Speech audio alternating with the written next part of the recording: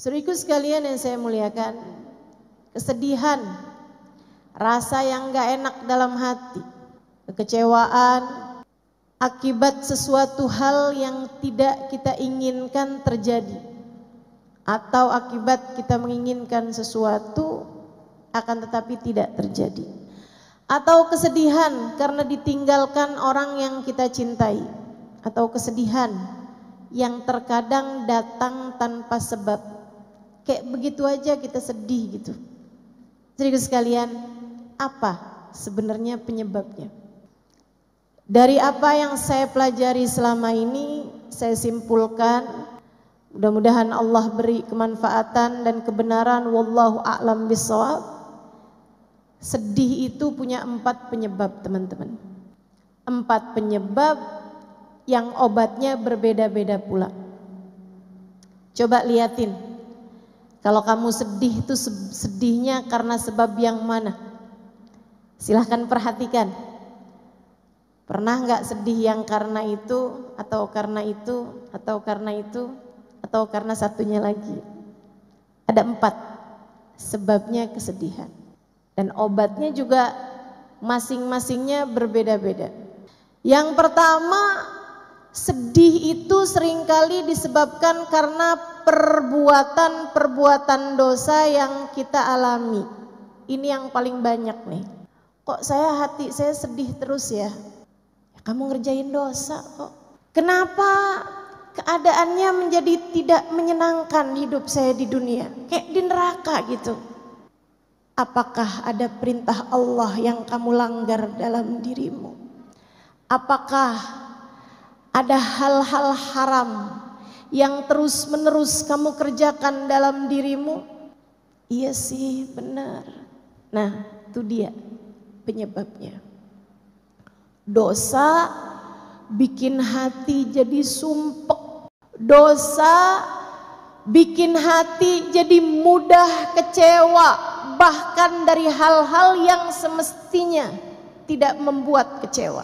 Dosa adalah penyebab kesedihan, penyebab kemurungan, penyebab kegalauan, penyebab kegelisahan, penyebab rasa-rasa menderita.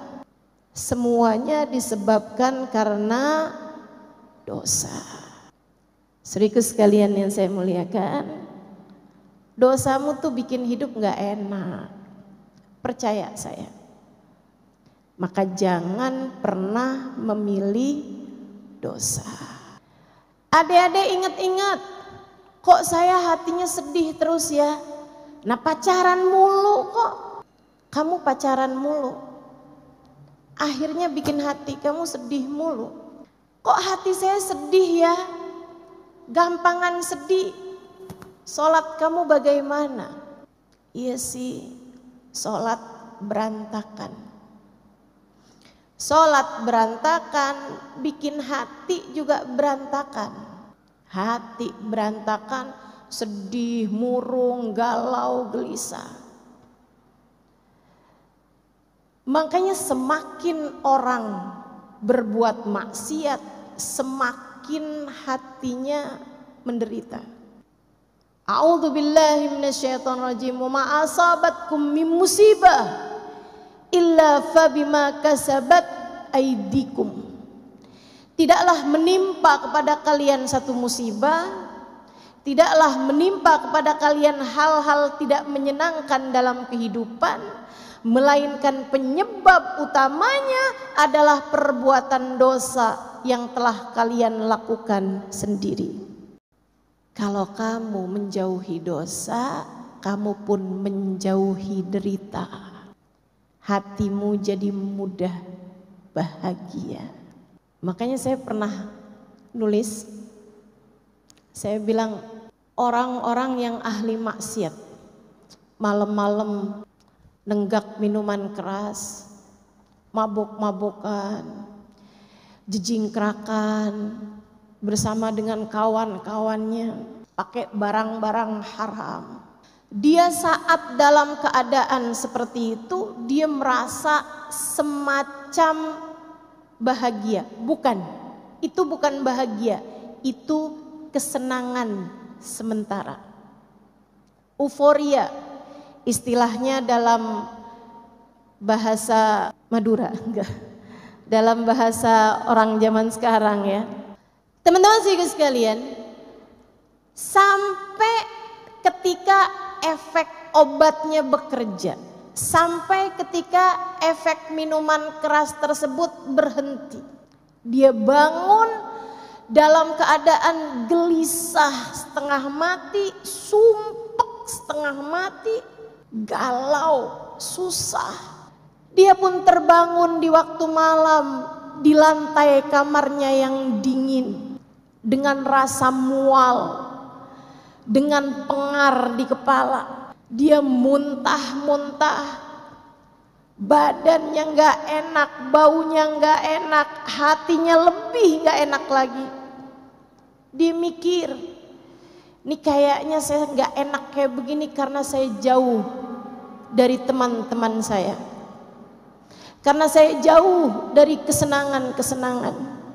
Dia pun berusaha untuk mendapatkannya lagi dan lagi, tanpa tahu bahwa masalahnya bukan pada kesenangan sementara yang dia inginkan, akan tetapi hati yang jauh dari penciptanya.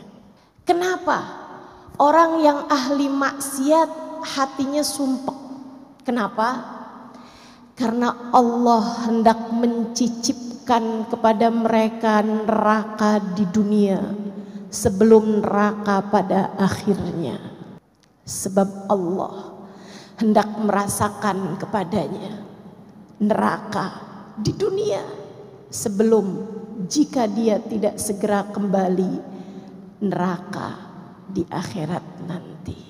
Maka untukmu pelaku dosa, untukku, untuk kita semua yang masih juga belepotan dengan dosa-dosa, masih terkadang berbicara hal yang kita tahu membuat Allah murka, masih terkadang menyakiti hati orang lain dengan kata-kata buruk kita, masih terkadang meninggalkan perintah-perintah Allah Subhanahu wa taala dalam diri kita.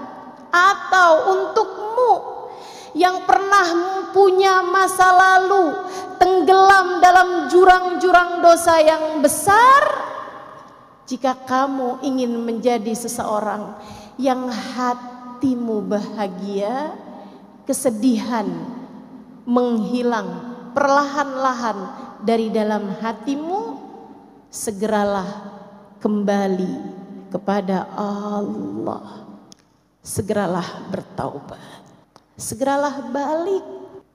Teman-teman, dosa tuh akibatnya gak ada yang enak. Dosa tuh hasilnya gak ada yang bikin senang. Dosa itu hanya akan membawamu kepada sumpek demi sumpek, sedih demi sedih, kecewa demi kecewa, gelisah demi gelisah. Maka ingin agar kesedihanmu sirna dari hidupmu, ingin agar gelisahmu mereda dalam hatimu, ingin agar hidupmu tidak gegalauan mulu bawaannya, segeralah bertaubat padanya. Menangislah atas dosa-dosamu. Dan alhamdulillah, ma'ana Rabb ya khair Rabb, kita punya Tuhan seindah-indah Tuhan. Alhamdulillah. Ketika kita bertaubat, kita kembali kepada Allah yang pintu rahmatnya terbuka lebar-lebar bagi kita sekalian. Alhamdulillah. Allah berkata dalam salah satu hadis qudsinya, kata Allah, apabila aku lihat hambaku datang dengan bergunung-gunung dosa, bertaubat kepadaku, Aku akan menyambutnya dengan bergunung-gunung ampunan yang lebih besar. Dosa-dosa kita, jika Allah lemparkan ke dalam lautan ampunannya, ia seperti buih.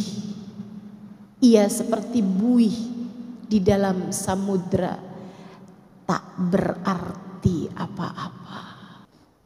Saudariku sekalian yang saya muliakan, maka bisa jadi kesumpekan yang kamu rasakan itu adalah tali. Allah hendak membawamu kembali padanya. Bertaubatlah, menangislah kepadanya, ya Allah, ya Allah, ya Allah. Abdukal abiq yarji ilaik. Hambamu yang selama ini kabur datang padamu, ya Allah, ya Allah, ya Allah. Hambamu yang belepotan dengan dosa-dosa ini datang padamu, ya Allah.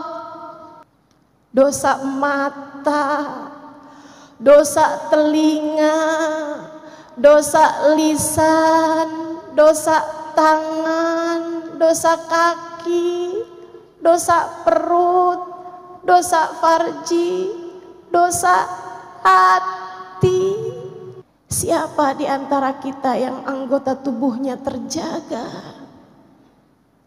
Bukankah selama ini semuanya telah banyak terkotori dengan dosa-dosa? Tapi kita punya Allah yang Maha Rahman. Kita punya Allah yang Maha Rahim.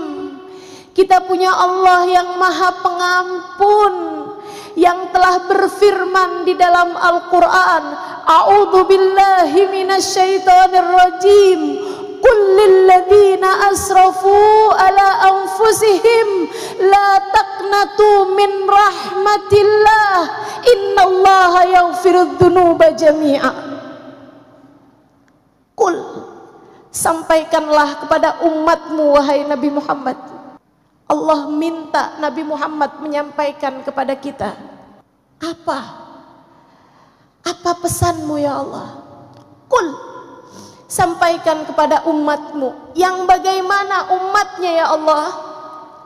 Lilladzina asrafu ala anfusihim, terhadap umatmu yang belepotan dosa, terhadap umatmu yang berlumuran noda, terhadap umatmu yang matanya kotor, telinganya kotor, lisannya kotor, tangan kakinya kotor, hatinya kotor. Terhadap umatmu wahai Nabi Muhammad, yang berani-berani mengerjakan perbuatan-perbuatan dosa, sampaikanlah kepada mereka pesanku ini. Apa pesanmu ya Allah? Adakah engkau mau menyampaikan bahwa azabmu sangat pedih? Adakah engkau hendak menyampaikan bahwasanya kiamat sudah sebentar lagi? Adakah engkau hendak menyampaikan bahwasanya engkau terlalu murka kepada kami sehingga pintu rahmatmu telah tertutup bagi kami? Allah bilang, la taqnatu min rahmatillah. Wahai para pendosa, jangan pernah putus asa dari rahmatnya Allah. Jangan putus asa dari ampunan Allah.